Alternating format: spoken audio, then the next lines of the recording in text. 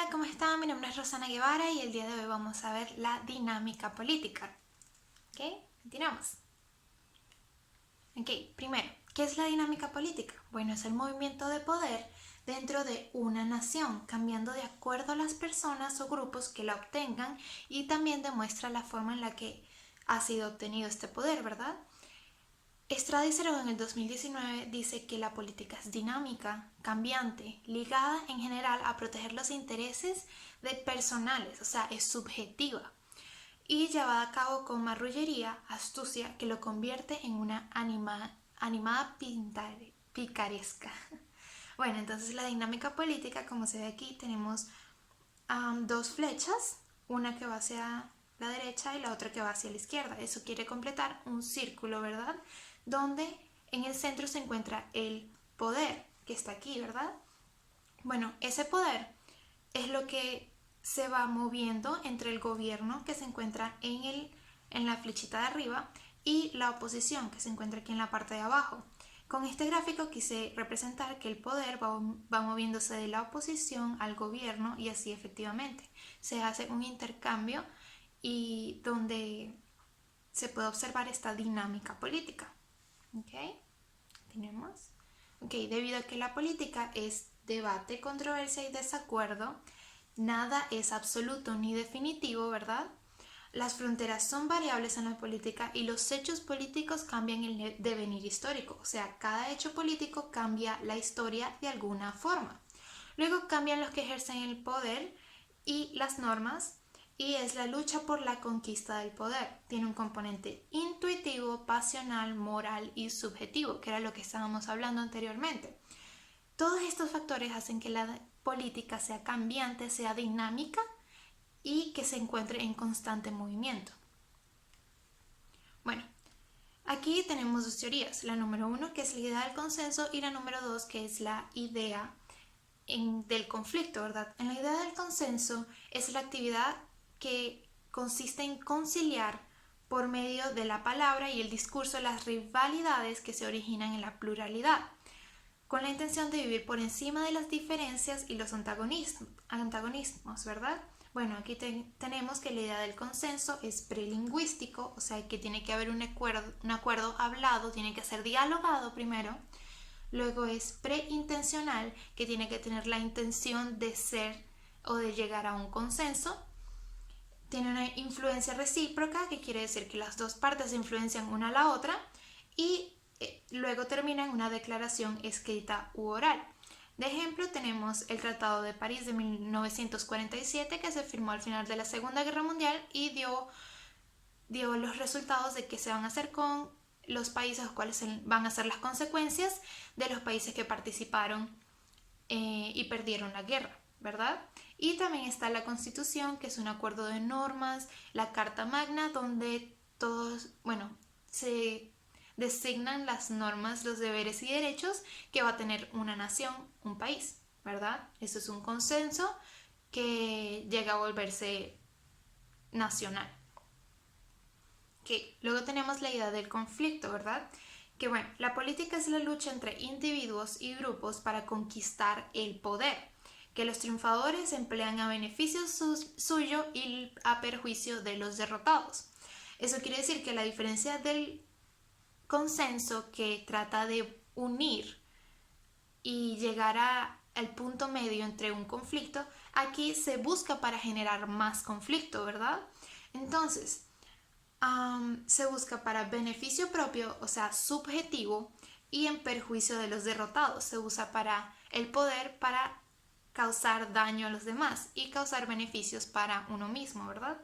Bueno, entonces existen dos tipos de enemigo, que es el enemigo justo, el enemigo en que uno reconoce como una persona, le otorga derechos y oportunidades, y es como un antagonista de una historia que hay una competencia limpia entre los dos para llegar a un fin. Y luego está el enemigo absoluto, que es un enemigo que, por ejemplo, no se le entregan derechos, es totalmente en contra de todo como perspectiva o ideología que uno tiene, y por lo tanto es más bélico este encuentro, ¿verdad? Entonces, Gómez en el 1997 dice que la guerra representa por excelencia el caso de un conflicto de gran intensidad y por ello en sí misma es política, porque es causar daño y buscar beneficio propio, ¿verdad? En ese caso, para Estados Unidos, Alemania y su grupo en la guerra eran un enemigo absoluto, que quiere decir que no tenían ninguna clase de derechos, era comer o ser comida en esa época. Un enemigo justo en este momento sería como la guerra económica o la guerra fría, que fue más amistosa, no hubo ninguna clase de muerte, pero aún así hay rivalidad entre los dos países. Bueno, la dinámica política en Venezuela. Bueno, aquí lo quise hacer como una línea de tiempo. Al inicio tenemos la Cuarta República y luego más a fondo durante la Quinta República, que es la época en la que estamos ahorita, ¿verdad? Entonces, en la Cuarta República se encontraba un sistema bipartidista, una ideología democrática que no se reconocían entre los dos partidos. O sea, podrían ser en todo caso como decía anteriormente, un enemigo absoluto. Y al final de esa república se obtuvo una pérdida de legitimidad de las instituciones y los actores tradicionales por parte de los gobernados, ¿verdad? Y eso dio paso a la Quinta República, que es de democracia formal se pasó a democracia participativa. Aquí comenzó la formulación del proyecto bolivariano de Hugo Chávez y que Hugo Chávez, el expresidente, se encargó de crear una identidad colectiva reformando la relación entre líder y ciudadano, que anteriormente en la Cuarta República estaba mucho más separada y eso causó bastante descontento entre los ciudadanos. Bueno, entonces en esta constitución del 1999 se cambia la estructura de las instituciones y se comienza a reformar el país como a pasar por un periodo de revolución. Bueno, entonces hubo un avance en el reconocimiento de derechos sociales, económicos y culturales de los sectores tradicionalmente excluidos y eso causó que el gobierno comenzara a recibir mucho más apoyo de los sectores mucho menos privilegiados del país. Entonces, aquí se comenzó a establecer la subcultura política, que sería la subcultura del chavismo. Luego, más adelante, entre el 2000 y el 2006, hubo procesos electorales y se comenzó a conformar la hegemonía del chavismo. Entonces, como hubo una falta de representación por parte de los partidos tradicionales, que eran los ADECO y Locopey, en esta época comenzó a subir la participación y el apoyo popular por una gente que sea externo a lo de esos partidos tradicionales, y aquí llegó Hugo Chávez con sus ideas revolucionarias que, por supuesto, fueron apoyadas por el pueblo, hubo un apoyo popular.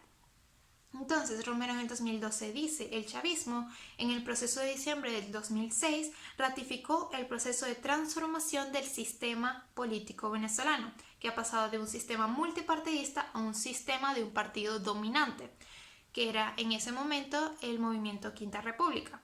Luego de eso, entre el 2007 y el 2010, se creó un frente político único donde el movimiento Quinta República se unió al PSUV. Entonces, aquí muchos de este partido que se volvió más dominante quería incluir a los demás partidos políticos para pues como unir ese poder y concentrarlo en un solo lugar, ¿verdad? Aquí se muestra cómo el movimiento del poder político ha pasado de un sistema bipartidista a apoyar por completo a un solo partido, y ahí ese partido se volvió mucho más dominante al pasar de los años. Entonces aquí salieron los 5 motores del proyecto de Simón Bolívar, que era la ley habilitante, una reforma de educación, la reforma constitucional, el poder popular comunal que le daba más poder a los ciudadanos, y más contacto con el gobierno a través de las comunas, y luego una nueva geometría nacional. Al generar estas comunas se descentralizaba el poder de las alcaldías y se le daba más como voz a los ciudadanos a través de las comunas. Bueno, esta estrategia política de unificación de partidos políticos y reingeniería constitucional e institucional para la instauración del socialismo, ¿verdad? Bueno, eso fue hasta el 2010. Después de ahora en adelante fue más que todo la instauración y el control de esos planes que se formaron en ese momento, y hubo también muchos cambios, pero aún así sigue mostrándose como ese partido dominante tomando la mayor parte de los votos del país. Por esa razón se consolidaron como el partido que hasta este momento no tiene ninguna clase de competencia que de verdad llegue y cambie el régimen. Entonces, por eso aún en este momento llevamos casi 20 años de el mismo partido dominante, con esa misma dinámica política de que ellos mantienen el poder y se encargan de distribuirlo a como a ellos les parezca mucho mejor, ¿verdad? Bueno, entonces, la dinámica política en el estudio de la ciencia política. Para entender este concepto, por supuesto, la dinámica política es todo en la ciencia política, es cada vez que se mueve el poder, es cómo entendemos las formas en las que se mueve el movimiento político, el movimiento de los políticos, y cómo eso afecta a cada una de las dinámicas y cómo afecta a cada uno de los factores de la ciencia política. Por eso es muy importante estudiarlo en este proceso, ¿verdad? Bueno, después está en el contexto organizacional, que para que la dinámica política se dé de acuerdo a las normas, es preferible que se mantengan una serie de normas y reglas, así como la Constitución, para manejar y regular estos procesos y esta manipulación del poder, ¿verdad?